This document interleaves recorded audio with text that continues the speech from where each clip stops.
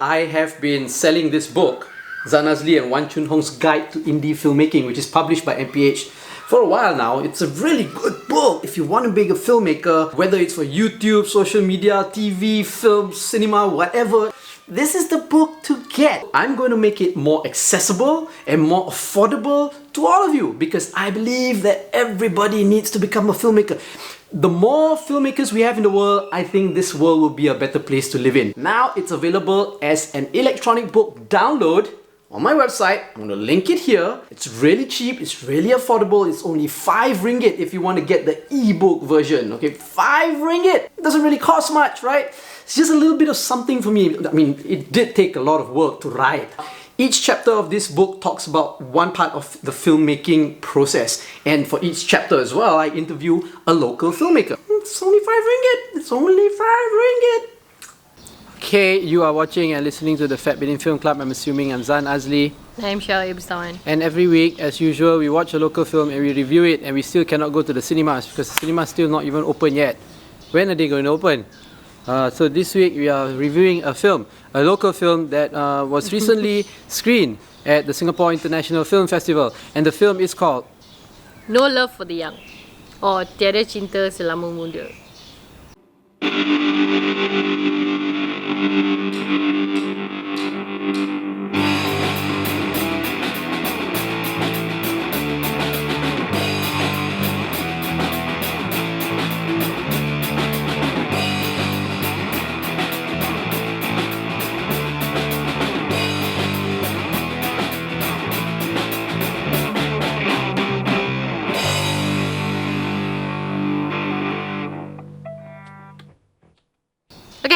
Okay. So I watched the film. We have watched the film, and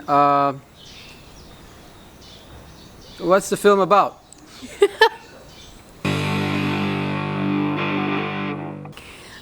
So it's a little bit of an experimental film. It's directed by Ridhwan Saidi. Directed by Ridhwan Saidi, who is a theatre director And photographer. and a photographer. And it explores the ideas of relationships.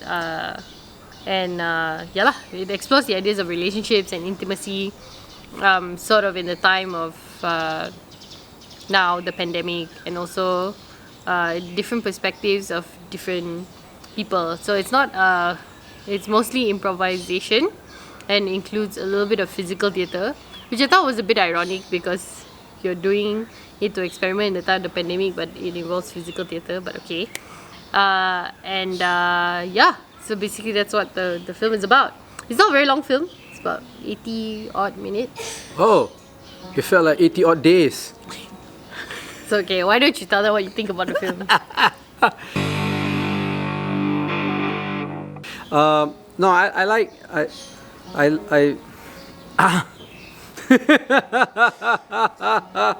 So it's a very experimental film. It's not a film that has any form of narrative or anything like that, or maybe I don't know. Yeah, I mean it's. I didn't like the film. Okay. I didn't like Why? the film because it was very pretentious to me. I know it was selected for the Singapore International Film Festival, and it's a film festival that I really like. I used to go to this film festival, but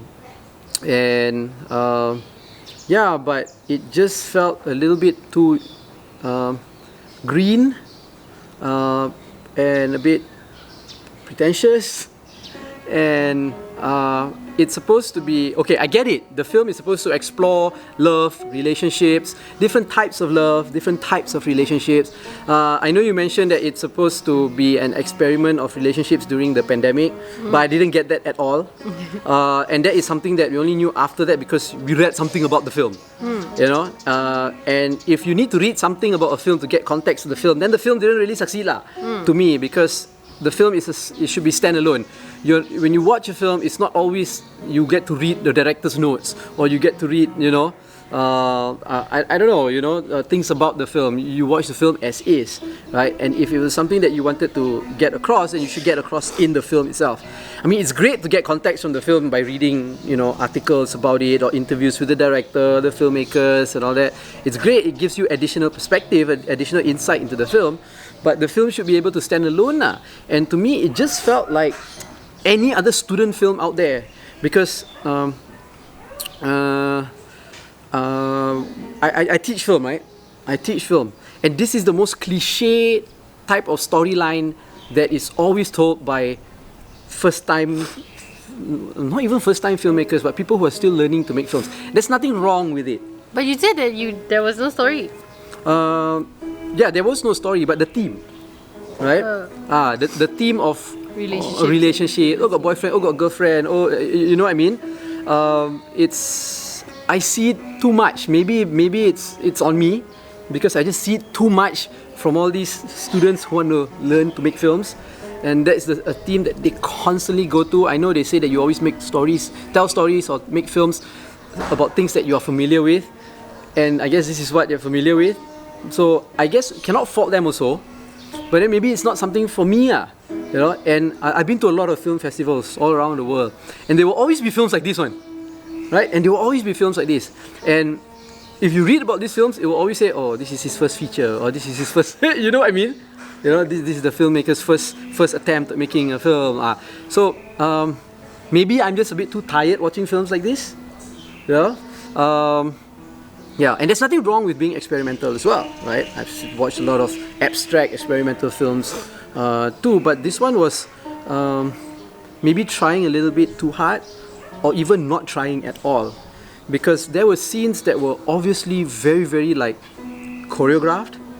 Whether it's choreographed well or not, it's a different matter, but it was very well choreographed. And there were other scenes that looked like he was just like, "Hey, why don't you guys telling the actors like, hey, why don't you guys just do whatever just do your thing, you record it and you see if you can come up with something out of it." There were parts like that, like the conversations the two girls had in the balcony, as opposed to the dance sequences that they had in the film.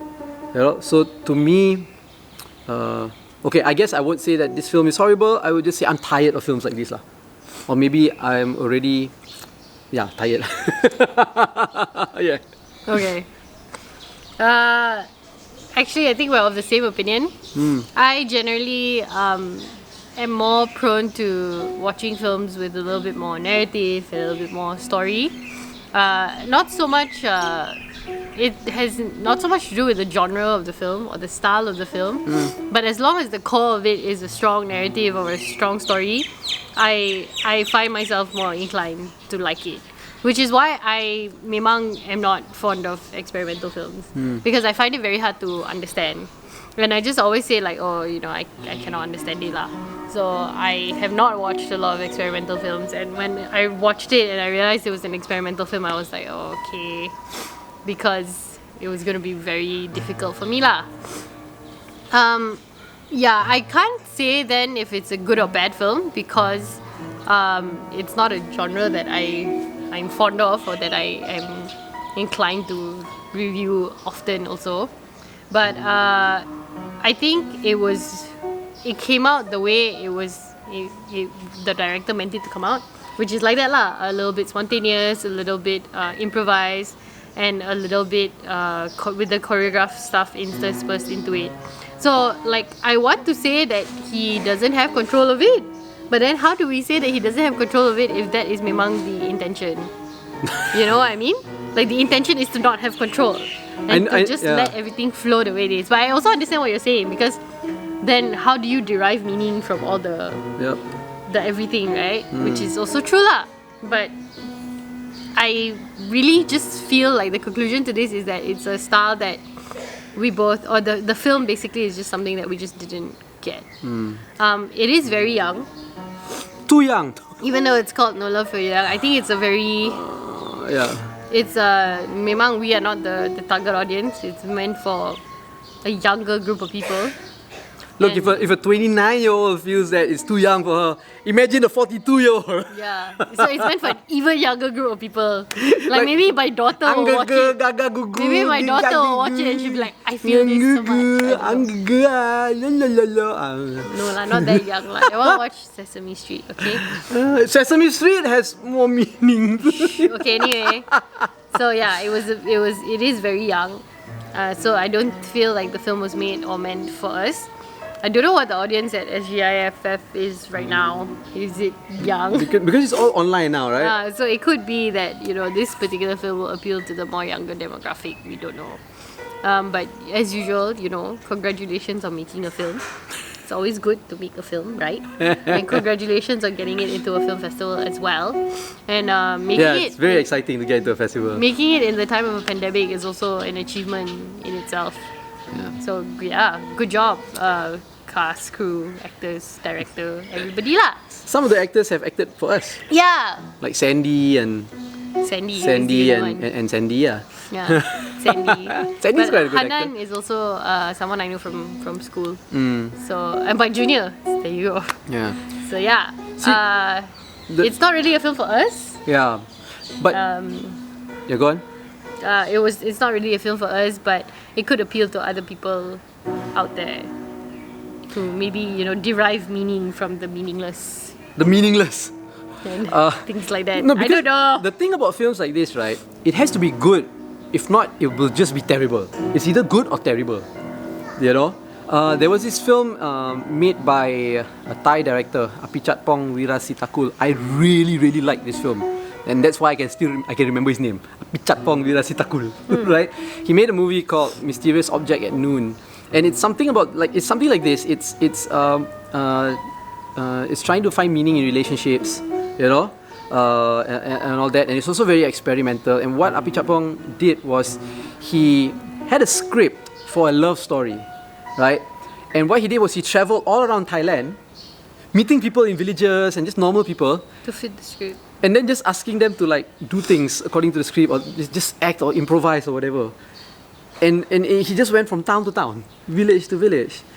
It kind of felt like this film was trying to be like that. But like I said these kind of films, if it's good, it's good. If it's terrible, it's just terrible. There's no in between.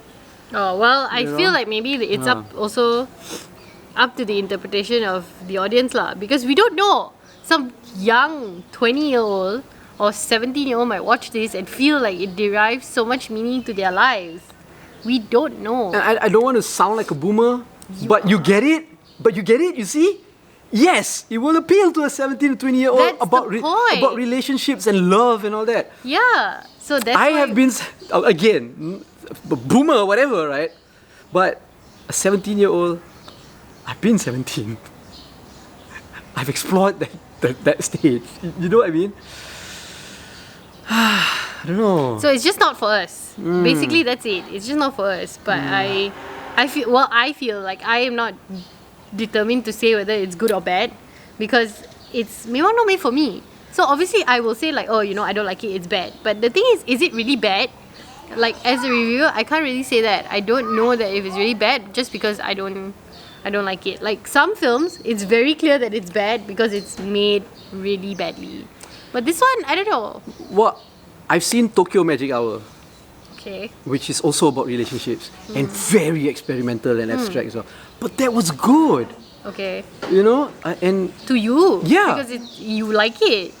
yeah, but that's what I mean. I've seen films of this genre, just like I've seen films of documentaries. Okay I've lah. seen rom-coms. I've seen action movies. You know what I mean?